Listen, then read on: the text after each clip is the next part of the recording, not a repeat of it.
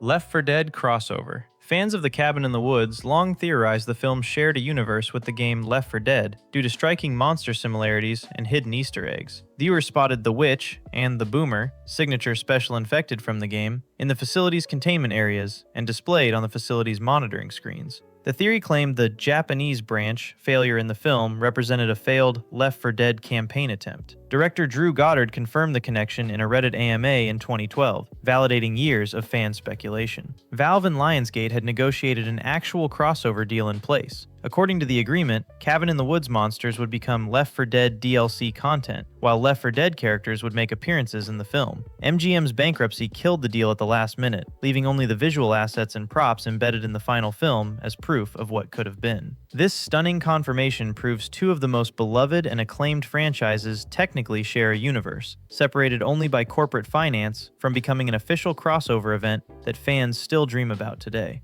Ed Winchester prophecy. In Shaun of the Dead, a brilliant theory emerged suggesting that Ed's drunken rambling at the Winchester pub in the opening act wasn't just nonsense. It was the entire movie's plot, foreshadowed in a single comedic speech. Early in the 2004 film, Ed, played by Nick Frost, suggests to Shaun, Bloody Mary first thing, a bite at the king's head, couple at the little princess, stagger back here and bang, back at the bar for shots. This perfectly maps every major plot point of the movie's structure. Bloody Mary is the first zombie they kill, a cashier named Mary in the garden. Bite at the king's head refers to Shaun's stepdad Philip getting bitten in the neck. Couple at the Little Princess is picking up Liz and her couple friends David and Di at her flat. Stagger back here represents them pretending to be zombies, staggering to reach the pub. Finally, back at the bar for shots is them using the Winchester rifle behind the bar to shoot zombies. Director Edgar Wright confirmed this was 100% intentional writing on DVD commentary and Twitter. It's an incredible achievement in screenwriting. What sounds like throwaway improvised dialogue is actually a perfectly structured table of contents for the entire film's narrative. Breaking Bad precursor. Since The Walking Dead premiered, fans theorized that Walter White's signature blue sky meth from Breaking Bad was the zombie apocalypse's actual catalyst and origin. In Season 1, Episode 2 titled Guts, Daryl Dixon reveals a bag containing Merle's substances, and blue sky meth is visibly shown at the bottom. In Season 4, Episode 12 titled Still, Daryl describes Merle's drug dealer as a janky little white guy who said, "I'm gonna kill you, B," an obvious reference to Jesse Pinkman from Breaking Bad.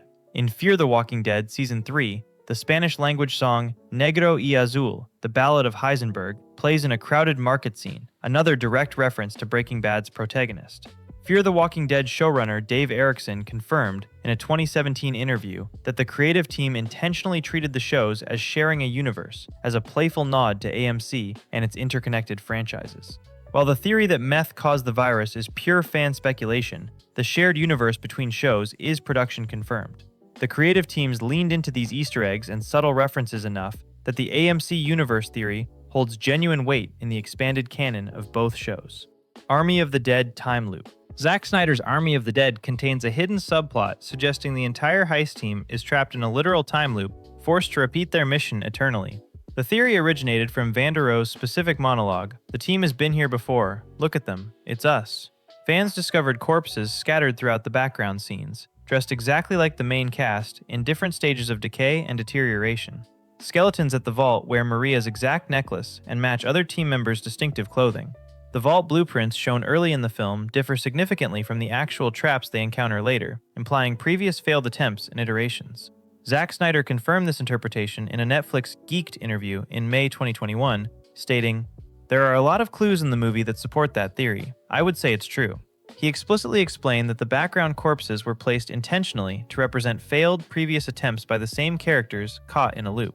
This transforms the film from a standard zombie heist into sci-fi purgatory horror, suggesting the characters are eternally doomed to repeat this mission infinitely, adding a layer of tragedy and despair the surface plot never explicitly reveals. Jason Voorhees Deadite.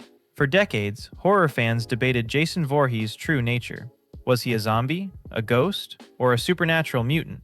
Until a director confirmed he's officially an Evil Dead Deadite. In Jason Goes to Hell, The Final Friday from 1993, the Necronomicon Ex Mortis from The Evil Dead sits visibly in the Voorhees house among family possessions.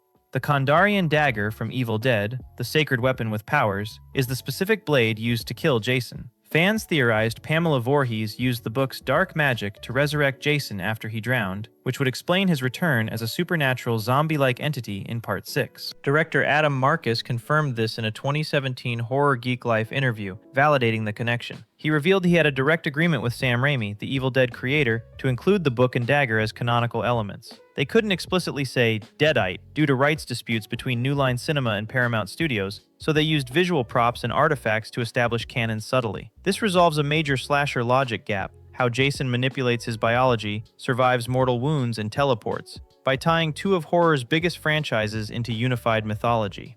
Pacifist virus. While 28 Days Later opens with animal rights activists releasing infected chimps from a laboratory, fans theorized the rage virus wasn't a natural disease, but a failed scientific attempt to cure humanity's destructive anger and aggression. The movie vaguely mentions the chimps are infected with rage, without explaining why scientists were engineering rage in the first place. The compelling theory suggests scientists were actually trying to create inhibitors for violence, chemical treatments intended for criminals or military applications to suppress aggression. This inhibitor mutated catastrophically into the exact opposite effect during testing. 28 Days Later, the Aftermath graphic novel, officially canonized by Fox and DNA Films, confirms this interpretation. The comic details scientists Clive and Warren developing a sophisticated neurochemical specifically designed to inhibit anger and enforce behavioral pacifism in subjects. The virus mutated during development, inverting the intended effect entirely. The inhibitor became the rage. This adds profound tragic irony to the apocalypse's origin. The end of the world resulted from humanity's attempt to create world peace and end violence permanently. By the way, if you're enjoying this content, I create videos like this all the time. I'd really appreciate if you subscribe to the channel. Robot zombies in Vegas. In Army of the Dead, sharp-eyed viewers noticed some zombies sparked blue electricity and revealed mechanical components when shot, hinting at something far stranger than organic undead. In the casino shootout sequence, a zombie's face reveals a metallic skull and emits blue electrical sparks. The opening sequences show certain zombies with glowing blue eyes, rather than the typical dead white eyes of regular undead. Fans theorized the government planted surveillance droids disguised among the undead to gather data. Zack Snyder confirmed this in production interviews and notes. There's a number of zombies that are clearly not zombies. You see normal zombies, and then you see some robot zombies. Snyder indicated they were government-placed, specifically to monitor Alpha Zombie Zeus and gather intelligence. This detail transforms the government's role from incompetent containment failure to active experimentation, suggesting they never intended to nuke the city until retrieving their experimental data. Resident Evil clones. After the first Resident Evil movie from 2002 became a box office success, a wild theory circulated among fans that Alice's convenient amnesia meant she was actually a bioweapon clone, not a normal human. In the first film, despite claiming to have amnesia and no memories, Alice displays superhuman combat abilities and physical prowess. Fans argued her perfect integration with the T-virus, bonding rather than mutating, suggested she was engineered specifically to survive infection. This remained speculation until Resident Evil Extinction from 2007 revealed a shocking pit filled with dead Alice clones in various stages of development. Later sequels confirmed the original Alice encountered throughout the films was actually a clone of a woman named Alicia Marcus, a revelation in the final chapter. This validated the theory that the character we followed was a biological product created by Umbrella. This represents a rare writing case where a standard lazy narrative trope, amnesia, was actually set up for a massive lore reveal across 3 sequels.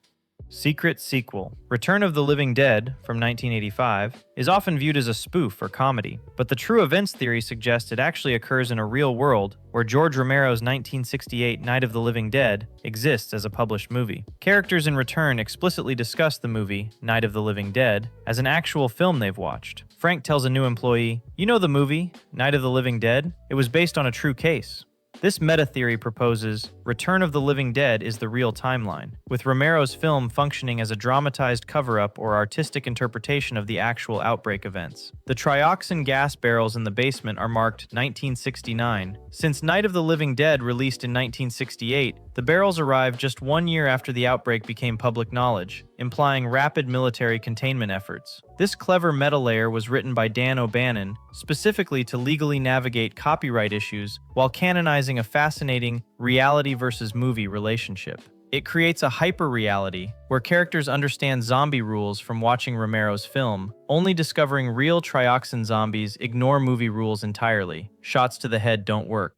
I Am Legend. The theatrical cut of I Am Legend presents Will Smith as a straightforward hero and infected creatures as mindless monsters. But readers of Richard Matheson's novel knew the Neville is the villain theory as the true moral interpretation. In the theatrical version, Dark Seekers are portrayed as savage beasts without intelligence. Novel readers understood they were actually intelligent beings, making Neville a legendary monster murdering them in their sleep like an executioner. The theory claimed the alpha male Darkseeker wasn't trying to kill Neville, but desperately trying to rescue his captured mate. The film shows Darkseekers setting intelligent trap duplicates of Neville's own traps, proving reasoning ability. This was definitively confirmed by the DVD alternate ending, which was the original intended ending before test audiences rejected it. In that ending, Neville realizes the alpha communicates and understands language, returns the female alive, apologizes, and finally understands he's the boogeyman to their entire species. Director Francis Lawrence admitted they changed the ending last minute due to poor test audience reactions and studio pressure. The intelligent zombie interpretation remains the intended canon narrative. This completely inverts the film's morality. The hero is actually a genocidal serial killer to a new species,